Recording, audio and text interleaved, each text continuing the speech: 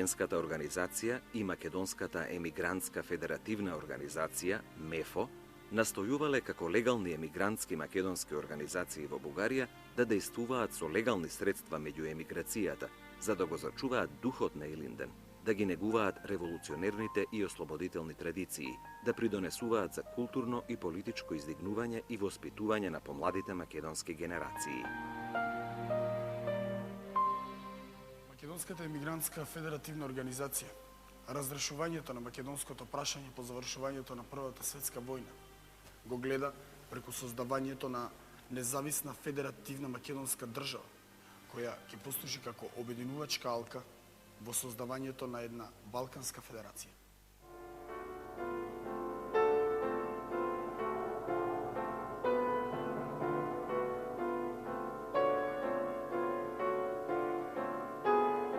По замирањето на незината работа, федералистите се активирале и влегувале и во други македонски организации и струи и придонесувале за нивно ориентирање пред се кон демократските, но и кон социјалистичките и комунистичките сили и организации за заедничко дејствување на Балканот, за надминување на национализмот, шовинизмот и напуштање на идеите за големи држави со туѓи територии во нив, а за прифаќање на една поширока рамноправна државна заедница за сите балкански народи, Балканската федерација, во која ја гледале и иднината на Македонија, како целосна географска, економска, етнографска и културна рамноправна федерална единица.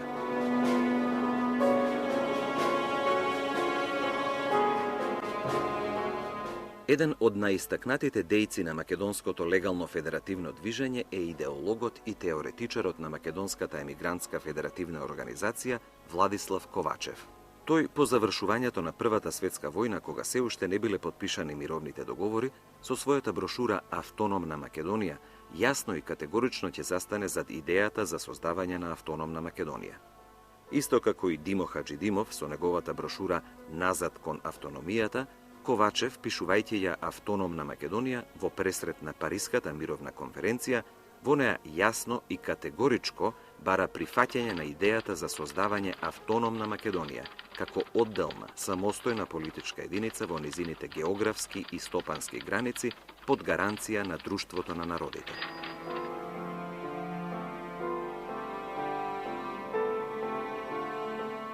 При тоа, Владислав Ковачев апелирал до бугарската влада и до бугарските политички партии да ја прифатат идејата за автономна Македонија и да ги задолжат бугарските делегати на конференцијата на мирот во Париз да се застапуваат за решавање на македонското прашање преку создавање на самостојна Македонија. Доколку македонското прашање не биде решено, Владислав Ковачев на крајот од брошурата дава на знаење дека македонските револуционери и емигрантски маси ќе најдат сили и верба за да ја продолжат повторно борбата за извојување на човечки правдини, какви што може да не ги гарантира само една самостојна Македонија. Водејќи постојана борба со своите неистомисленици, идејни противници од раководното тело на легалниот сојуз на македонската емиграција во Бугарија, извршниот комитет на македонските братства во Бугарија, ќе се профилираат како посебна струја во легалното македонско движење во Бугарија, како привремена комисија на македонската емиграција во Бугарија. Со тоа започнал процесот на формирање на МЕФО. Во раководните редови на ова ново течение во македонското ослободително дело се нашле веќе искусни револуционери, војводи и организатори кои дејствувале во македонската револуционерна организација, некои уште од самото нејзино основање во 1893 година. Доктор Христо Татарчев и Антон Димитров, а другите активни дејци во периодот на организациониот растеж на организацијата, за време на Илинденското востание и потоа до крајот на Првата светска војна, Владислав Ковачев, Никола Киров Мајски, Павел Шатев, Климент Размов, архитект Никола Јуруков, доктор Филип Атанасов, доктор Христо Далкалчев и други. Меѓу двете легални тела на македонската емиграција во Бугарија се развивале се пожестоки дискусии околу македонското прашање, односно околу визиите за идната македонска држава. Привремената комисија на македонската емиграција ги декларира и начелата по кои ќе се раководи во својата дејност. Тие изјавиле дека чистотата на автономната идеја стои за нас повисоко од сите други мисли. И во името на нашето политичко барање за создавање на автономна и самостојна Македонија, како одделна политичка единица, независна од балканските држави, која ќе служи како обединувачка алка меѓу нив. Ве покануваме на заедничка борба. На основачкиот конгрес на МЕФО, одржан во декември 1921 година, кој го отворил дотогашниот председател на привремената комисија, доктор Христо Далкалчев, како цел на организацијата е посакано поскорешно воздигнување на справедливата македонска кауза врз базата Македонија за македонците, како целосно независна од балканските држави политичка величина, која ќе гарантира апсолутно еднакви права на сите етнички елементи што ја населуваат. Всушност, целокупната идеја, визија и заложба на федеративното движење за решавање на македонското прашање, или поточно за ослободување на Македонија и создавање на независна македонска држава во рамките на една Балканска федерација, како траен идеал на македонскиот народ, ќе не ја представи идеологот и теоретичарот на МЕФО Владислав Ковачев во својот ракопис «Политичко верују на македонците» на негов својствен начин. Независна Македонија како рамноправна членка на Балканската федерација е политичкото верују на македонците што искрено си ја сакаат татковината, без разлика на верата, народноста, полот, возраста и уверувањето. Според член 1 и 2 од уставот на организацијата се истакнува дека нејзината цел ќе биде да зајакне, да се подготви, да се здружи и да го поведе македонскиот народ, без разлика на вера и народност, во борба за добивање слободна и независна Македонија на федеративен начин, со еднакво право на сите народности во незините географски и економски граници, за да влезе како рамноправен член во Балканската федерација.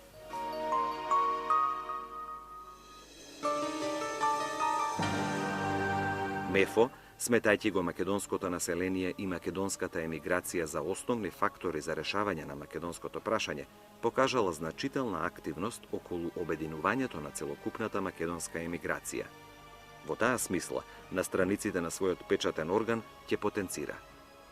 ние треба еднаш за секогаш да разбереме дека нашиот спас е исклучително во нашите раце. Впрочем, ослободувањето на Македонија пред се е дело на сите нејзини синови, без разлика на вера и националност. Од нашата силна волја, од нашата длабока верба во светлата иднина, како и од нашата сплотеност и еднодушност, во значителен степен зависи реализирањето на нашиот идеал, создавањето на самостојна Македонија.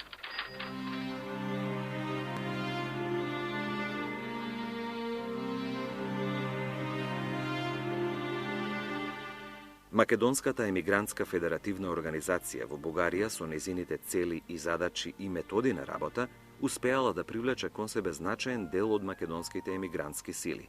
Но за функционирањето на МЕФО, покрај другото, се јавувал и проблемот со неможноста за обезбедување на доволно материјални средства. И расположението во македонските федеративни друштва било за обединување на целата македонска емиграција во една организација. И покрај свесноста дека тешко ќе може да се соработува со извршниот комитет на Сојузот на македонските братства во Бугарија, поради недоразбирањата и развидувањата од различен карактер, го натерало раководното тело на МЕФО да се одлучи за обединување со извршниот комитет. Во овие активности, меѓу најактивните дејци на МЕФО кои ги бранеле своите принципи и на самиот обединувачки конгрес на емиграцијата, се двајцата правници со европско образование и широки демократски погледи, Владислав Ковачев и Павел Шатев.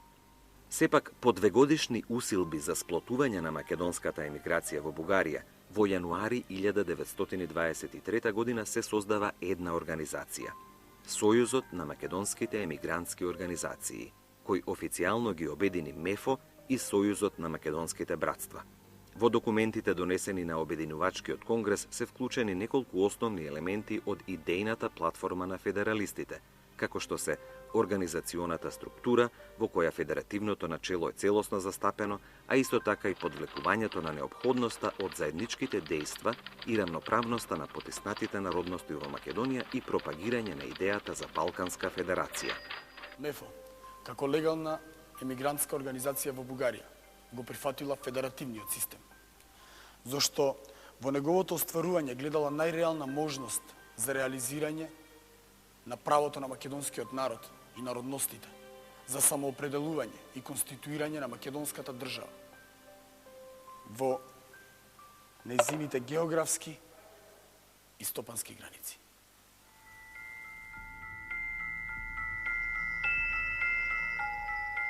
Со тоа најенергично се спротивставувала на какви било решение на македонското прашање од аспект на задоволување на интересите на оној дел од македонското население за кое врховистите од Извршниот комитет и ВМРО Автономистичка барале применување на клаузулите од правата на малцинствата според мировните договори во Македонија под српска и грчка власт, односно на оние кои го сведувале ова прашање на малцинско прашање, а македонскиот народ го третирале како дел од бугарскиот народ. Во програмските ставови на МЕФО, македонското ослободително дело се сваќа како народно, на сите народности што живеат во Македонија, односно уредување на идната македонска држава како политичка граѓанска држава, со еднакви права за припадниците на сите народности што ја населуваат, или пак уредување на истата како македонска федерална држава, по примерот на Швајцарија.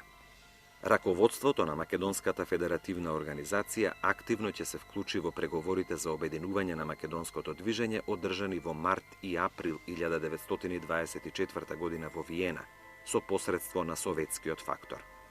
По објавувањето на Мајскиот манифест и по откажувањето од истиот од страна на Тодор Александров и на Александар Протогеров, во редовите на македонското движење се случиле силни вознемирувања и пресметки помеѓу различните струи во движењето, во кој голем дел од федералистите биле ликвидирани.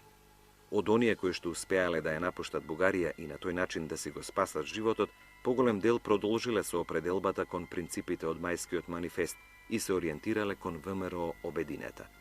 Не можејќи да ги прифатат во целост насоките и идеите на комунистичките центри, македонските федералисти во ВМРО Обединета се издвоиле како национал-федеративна струја во организацијата.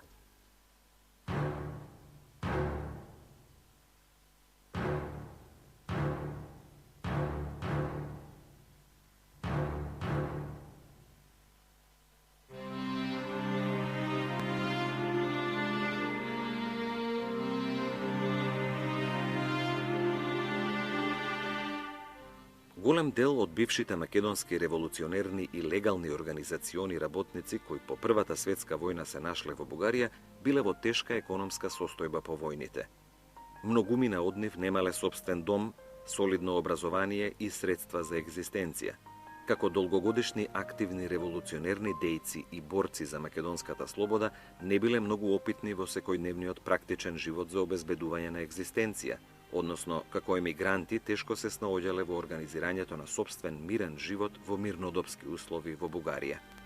Најголем број од македонските дејци по Првата светска војна, со оглед на нивната возраст од околу 40 до 50 години, потешко би можеле да се дообразуваат и да се преквалификуваат. Во превирањата во редовите на македонското револуционерно ослободително движење веднаш по војната се случуваат и внатрешни разединувања, што е една од причините бившите организациони дејци да се самоорганизираат во нова организација, која ќе има спомагателна цел. Замислена како организација на добротворни и културно-просветни друштва, во кои членуваат бивши легални и нелегални дејци на македонското ослободително движење, Илинденската организација наликувала на многу други ветерански организации. Подобрувањето на тешката материјална положба на македонските дејци во поодмината возраст е една од приоритетните задачи и обврски на оваа организација. Задачите од таков карактер биле регулирани во Уставот. Друштвата имале обврска да го негуваат зближувањето и солидарноста во редовите на своето членство, да ги заштитуваат нивните права и интереси, да се грижат за обезбедување на соодветна работа за нив, да се грижат и за членовите на нивните семејства, за нивното школување, лекување, сместување и по други прашања. Илинденските друштва имале за задача и да обезбедуваат попристоен и посвечен погреб за своите членови, како и овековечување и негување на споменот на херојски загинатите македонски револуционери и починати членови на друштвата. Организацијата која најмногу придонела илинденските традиции да продолжат да живеат меѓу македонската емиграција во Бугарија и македонскиот народ во Пиринска Македонија во првите неколку години по завршувањето на Првата светска војна била Илинденската организација. Од посебно големо значење била активноста на друштвото Илинден во Софија за негување на традициите од македонската револуционерна борба. Задачата ја популаризира македонската историја, македонскиот хероизам, македонското самосознание. Друштвото ја остварувало со собирање на податоци и материјали од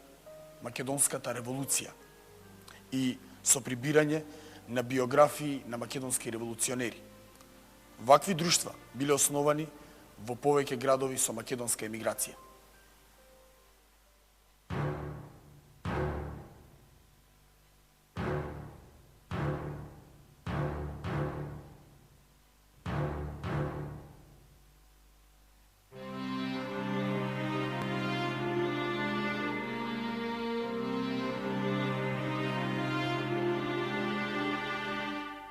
Прв печатен орган на Илинденската организација е весникот Илинден, под редакторство на македонскиот револуционер уште од време на Илинденското востание Арсенија Јовков. Овој весник потоа ќе се појави и под името 20 јули или под името Пирин, поради непријатностите што ги има со бугарската власт.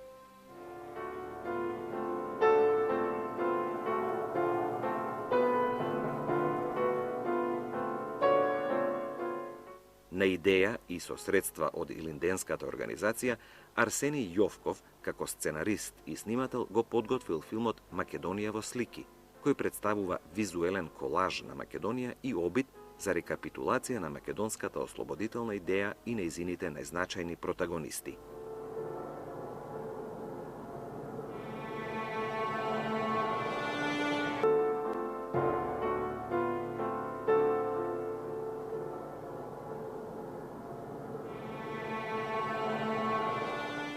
Еден дел од филмот прикажува документарен материјал за пренесувањето на саркофагот со посмртните останки на Гоце Делчев од куќата на македонскиот револуционер и соборец на Делчев Михаил Чаков кон катедралната црква Света Недела во Софија на 2 август 1923 година. Филмот бил неколку пати прикажан, а потоа забранет. Саркофагот со посмртните останки на Гоце Делчев потоа бил поставен и чуван како најсвето нешто од македонската револуционерна борба во Илинденскиот дом во Софија, се до неговото пренесување во Скопје во 1947 година.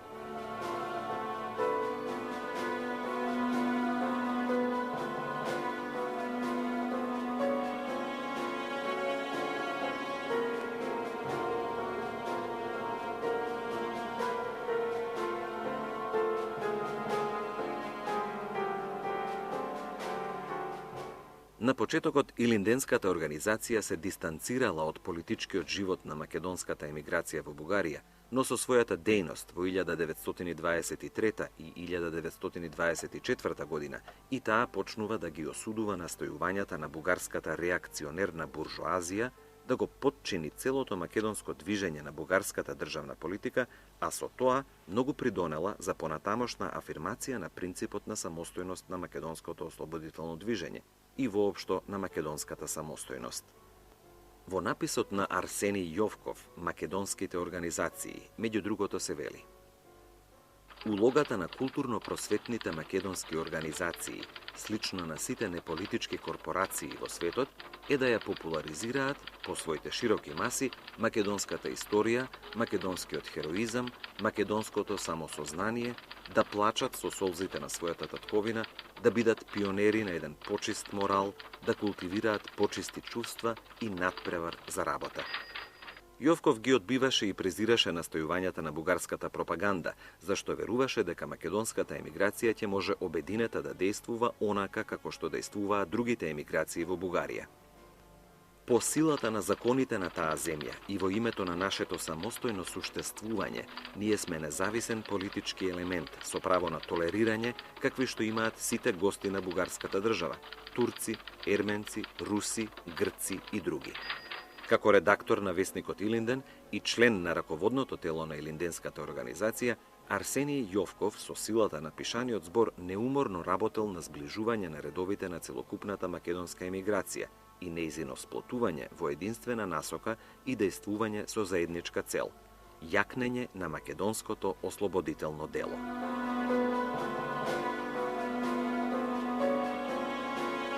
Во резолуцијата усвоена на основачкиот конгрес на Илинденската организација, меѓу другото се констатира дека Илинденската организација ќе војува за одвојување на емиграцијата од политичкиот живот во Бугарија, која што би ја влечела кон империалистички стремежи или кон истрошување на силите и надвор од рамките на националните интереси. Илинденската организација и нејзиниот печатен орган ја повикуваат емиграцијата во дух, волја и сплотеност и ќе докажат дека илинденците, бивши борци со оган и меч, можат на културно и пропагандно поле еднакво, честно да се борат и преку збор и перо.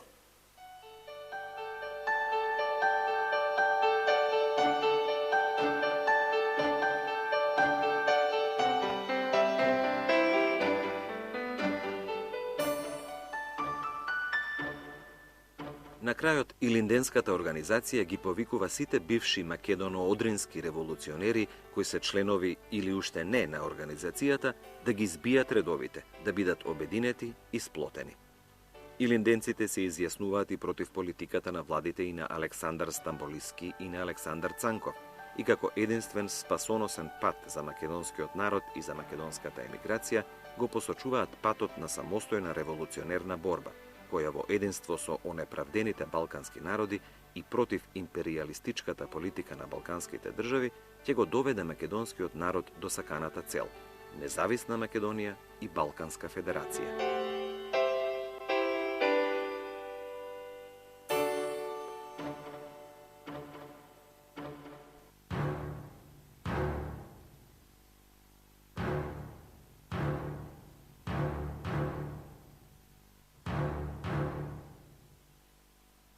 Во 1924 година, по убиството на Арсенија Јовков, Илинденската организација паѓа под влијание на ВМРО Михајловистичка.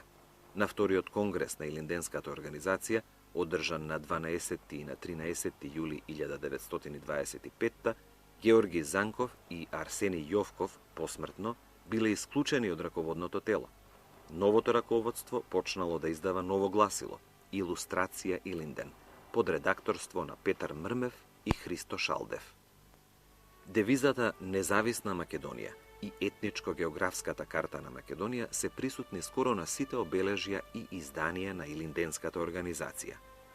По 19-то мајскиот преврат во Бугарија во 1934 година, оваа организација била забранета. Почетокот на Втората светска војна и појавената можност Бугарија да ги прошири своите државни граници придонеле оваа држава драстично да го промени односот кон Илинденското востание.